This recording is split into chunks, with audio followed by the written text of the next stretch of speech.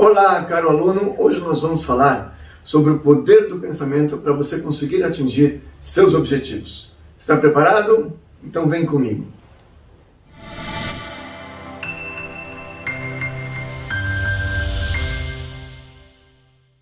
Olá, caro aluno! Na aula passada, nós falamos sobre a força do pensamento, quanto que isso influencia na alma, sobre as vestimentas da alma, que o pensamento é a vestimenta mais interna da alma.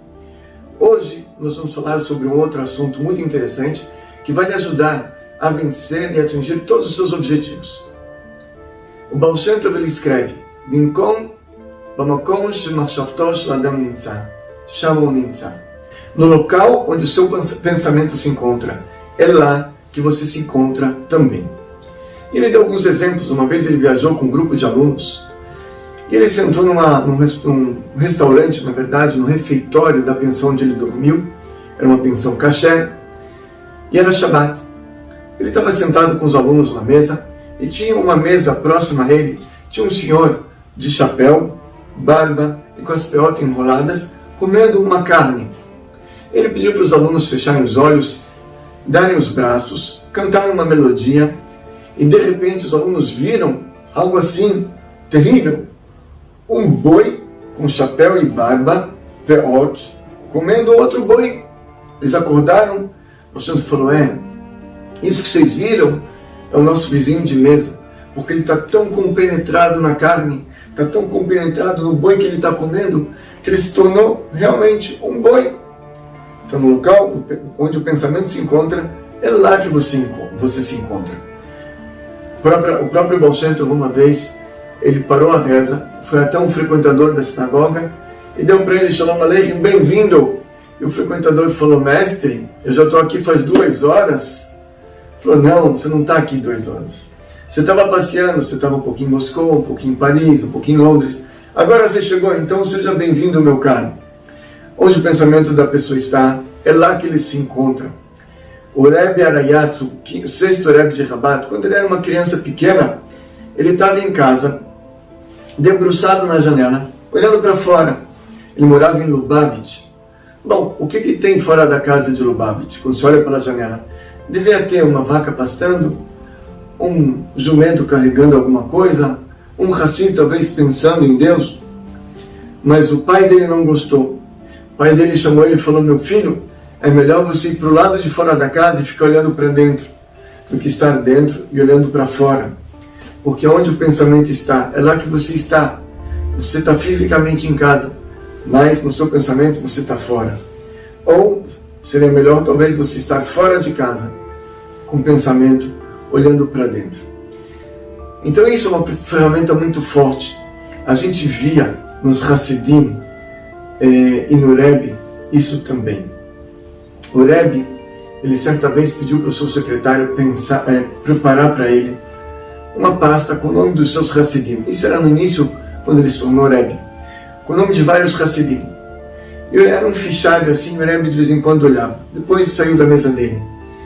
E os Hassidim sabiam que o Rebbe ele tinha esses nomes para pensar nos Hassidim, para ver quem está precisando de uma ajuda, e ele pensava naquela pessoa.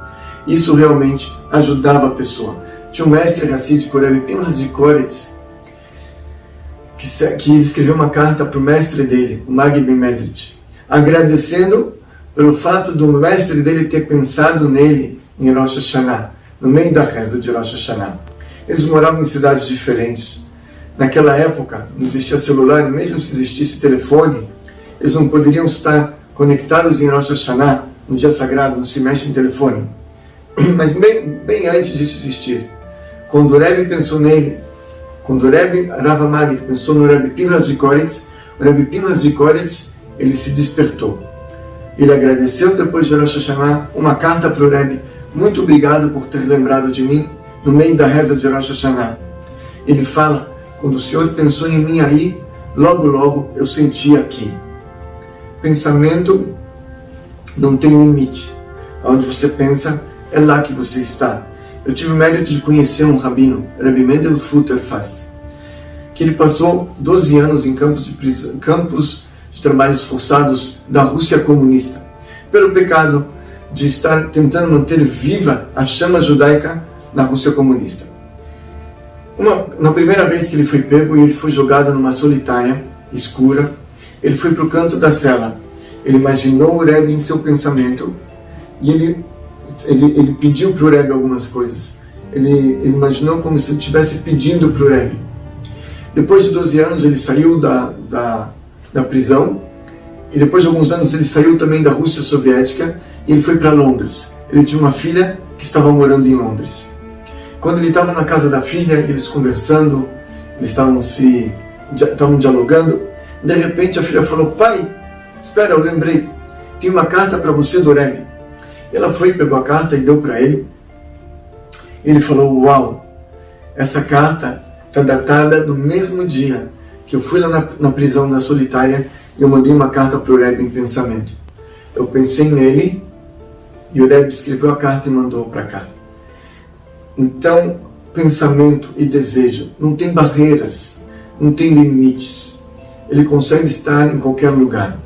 Quando você, imagina por exemplo, dá um exemplo talvez prático das nossas vidas hoje. Você tem um celular, você procura o contato do seu amigo, manda para ele uma mensagem, ele pode estar no outro lado do mundo. Ele vai receber aquela mensagem e vai te responder. Vocês estão conectados, vocês estão na mesma frequência. Espiritualmente é a mesma coisa. Você pensa no seu amigo, pensa forte nele, e de repente o telefone toca, é o seu amigo. Você está numa sala, você olha forte, profundamente para uma pessoa, por alguns instantes, você vai perceber que daqui a pouco aquela pessoa vai olhar para você também. O pensamento tem uma força que a gente não conhece, muito, muito forte. Você pensa, aquilo acontece. E o que isso tem a ver, talvez, com a nossa vida diária,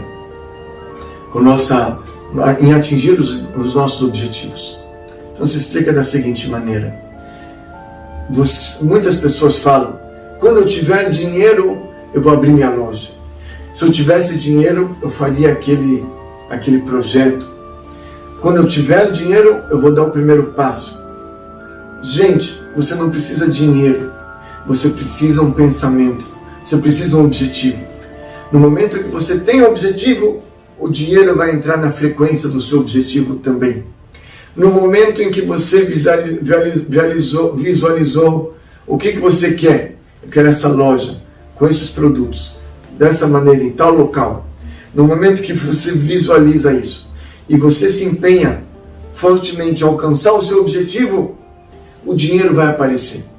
Você não precisa, inclusive, nem saber da onde vai vir o dinheiro, onde você vai conseguir, ou quem vai lhe emprestar. Isso é relevante. O que sim é importante é o objetivo que você tem, é o pensamento fixado lá. No momento que você fixa o pensamento naquele local, tudo vai entrar em harmonia. Até mesmo o dinheiro, ele vai entrar nessa frequência também. Vai aparecer, isso vai acontecer. Pessoas falam às vezes: quando eu casar meus filhos, então aí sim eu vou fazer aquilo que eu sempre quis. Quando as crianças crescerem, eu vou ter mais tempo e eu vou então poder me dedicar ao meu projeto de vida. Gente, as pessoas que falam isso, pode ter certeza, nunca vai acontecer. Porque se você tem um projeto de vida, começa agora, quando as crianças estão pequenas, enquanto você não tem dinheiro. A própria Mishnah fala: não espere ter tempo para estudar, porque talvez você nunca vai ter tempo. Se a pessoa espera, isso nunca vai acontecer. Começa agora. Você tem que sintonizar seu pensamento. É lá que você está, já é meio caminho andado. O resto vai fluir, o resto vai acontecer. Eu vou dar um exemplo para vocês, pessoal meu. Há mais ou menos em 2016, 2017, eu escrevi algumas cartas para o Rebbe de Lubavitch pedindo uma bênção para a escola que nós administramos, que ela estava com muitas dificuldades financeiras. E o Rebbe falava para mim construir uma nova escola, construir sinagogas. Eu achava aquilo: como é que eu vou fazer? Eu não tenho dinheiro para fechar um mês, comprar um terreno, construir. Isso é coisa do outro mundo. Primeiro deixa eu tentar fechar pelo menos as contas. Então eu não caminhava nesse sentido. Eu tentava de alguma maneira fechar as contas. Bom, passavam alguns meses, as contas não fechavam. E eu de novo escrevi para o Rebbe, botei no livro o que o Rebbe falava. O Rebbe falava, cadê as minhas entidades? Cadê os meus prédios? Falava o Rebbe. Já falamos no passado e nada foi feito. Uma carta atrás da outra. Eu falei, uau, o Rebbe quer que a gente construa, o Rebbe quer que a gente tenha sinagoga nova, escola nova. E aí? Bom, em 2017 eu tomei uma decisão. Eu falei, ok, se o Rebbe quer, vamos começar. Da onde vai vir o dinheiro, os recursos? Eu não sei. Mas se o Rebbe fala, de algum lugar vai vir. E aí, começamos a procurar um terreno, achamos, negociamos, fizemos um contrato, e teve muitas coisas nesse meio tempo que aconteceram, precisávamos de assinatura dos vizinhos e outras coisas. Enfim, finalmente, final de 2019, 2020, a gente assinou o contrato. Eu tinha que pagar o valor de quase 2 milhões. Da onde? Não sei, estou fechando as contas agora do mês, mas vai aparecer. Fizemos uma campanha, outra, falamos com pessoas, de repente, gente, aquilo aconteceu. Aqueles que acompanharam, nem todos conhecem, mas aqueles que acompanharam essa trajetória viram que as pessoas ajudaram, veio de tudo quanto é lugar, eu nem sei como, e o terreno foi comprado. Hoje as pessoas falam, bom, você vai construir? Se Deus quiser, vamos. Logo que a prefeitura aprovar o terreno, a construção, nós vamos começar. Quanto vai custar a construção? Falei, olha, o engenheiro está fazendo um orçamento entre 6 e 7 milhões, alguma coisa assim. Aí, você já tem dinheiro? As pessoas falam. Eu falei, não. Mas onde você vai tirar? Eu falei, esse é o menor problema. Porque no momento que você quer, vai acontecer. É claro que precisa se trabalhar por isso. Mas no momento que você quer, seu pensamento já está lá, aquilo já é meia realidade. Aquilo já acontece. É só uma questão de tempo para se materializar. Mas aquilo já é uma realidade. O Rebbe era um exemplo disso. O Rebbe, ele vivia com Mashiach. Para ele a redenção já estava aqui. Já está aqui. É uma questão de tempo, se Deus quiser, nós temos certeza que ela também vai se materializar bem breve em nossos dias. Amém. Eu gostaria de, para finalizar, para ler para vocês um trecho de um aluno do Baal Shem Tov, o que ele escreveu. O aluno do Baal Shem Tov escreve o seguinte. Tem um livro chamado Shoshanim Le David. Ele traz um versículo que está escrito nos Salmos, Salmo 32, versículo 10. Erabim Vachoavim Larashá. Muitos são os sofrimentos do perverso. Ve'aboter B'Hashem, Hesed Sobeverme. Aquele que confia em Deus, a bondade lhe vai envolver, circundar. E ele escreve, esse aluno do Baal Shem Tov, o alento de nosso sopro, nosso mestre. O Baal Shem Tov explicou que aonde está o pensamento da pessoa, é lá que ele se encontra. Se ele está pensando em algo severo, é lá que ele se conecta. A pessoa, ela está pensando na falência da empresa dele. Está pensando sobre o divórcio que vai acontecer entre ele e a esposa. Então, meu amigo, a pessoa está pensando nisso, é questão de tempo para isso acontecer. Se você está dando espaço, você tem isso em mente, mais cedo ou mais tarde isso pode se materializar. E ele continua. E quando ele confia na bondade divina, é lá que a alma se conecta. E a bondade irá lhe envolver, lhe circundar. Essa pessoa está pensando quanto Deus é generoso comigo. Quanto Deus é bondoso. Quanto Ele faz coisas boas para mim e vai continuar fazendo. É lá que você se conecta, na bondade divina. E aí é só abundância. E como está escrito, temor eu temi e me veio. Está escrito em Jó que ele temeu um temor e me veio. Por que esse temor veio? Porque ele temeu. Se ele não tivesse temido, nada ia acontecer. Em Isaías ele fala, e os seus medos os atingiram. O que atingiu ele? Foi o medo dele. Ele tinha medo e esse medo atingiu. Se ele não tivesse medo, não ia atingir.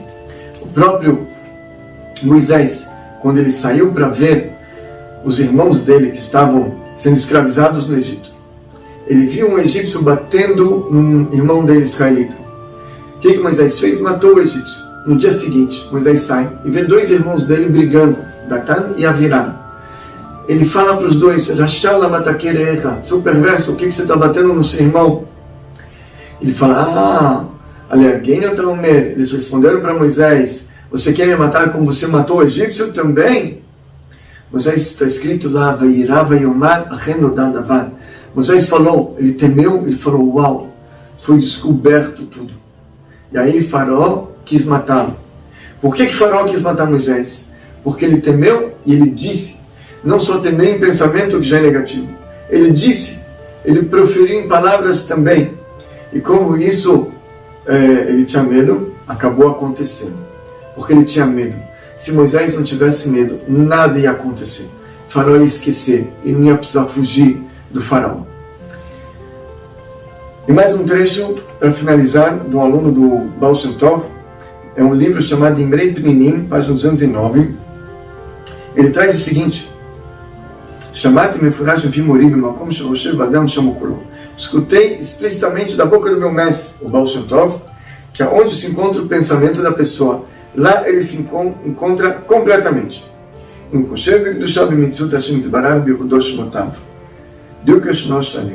Se ele está pensando em santidade, ou em Deus, ou na unicidade do seu santo nome, então ele está perfeito diante do Criador. Por quê? Porque é lá que ele se encontra. Porém, se ele está pensando em pensamentos negativos e ruins, ele se encontra onde? Traz aqui o aluno do Baal Shem Tov. Se ele tem pensamentos ruins na mente, ele se encontra realmente no inferno. E o fogo do inferno está aceso dentro dele. Está pensando coisa ruim, ele está no inferno. Ele está mastigando aquilo, remoendo aquilo, ele está no inferno. E ele se encontra realmente uma situação muito ruim em vida. Quanto mais ainda após sua morte. É isso que está escrito na porção de Korah, Viadu Chaim Sheola, que eles desceram para o inferno vivos. Ele explica o aluno do Baal Shem Tov. Eles desceram para o inferno vivos significa que agora mesmo, durante a vida deles, eles desceram para o inferno vivos, eles não faleceram. O inferno estava dentro deles ainda durante a vida. E ele conclui aqui dizendo que Besimcha são as mesmas letras da palavra Bamachshavah, que a alegria, o estado de estar alegre, em hebraico são as mesmas letras da palavra pensamento, em pensamento. Porque a pessoa que tem pensamentos bons, ele está vivendo uma vida totalmente alegre. Ele está contente, ele está feliz. Uma pessoa que está com pensamentos ruins, ele está vivendo uma vida negativa. Isso depende somente de cada um de nós, pessoal. Então espero que vocês estejam gostando. Espero vocês semana que vem, tá bom? Até lá!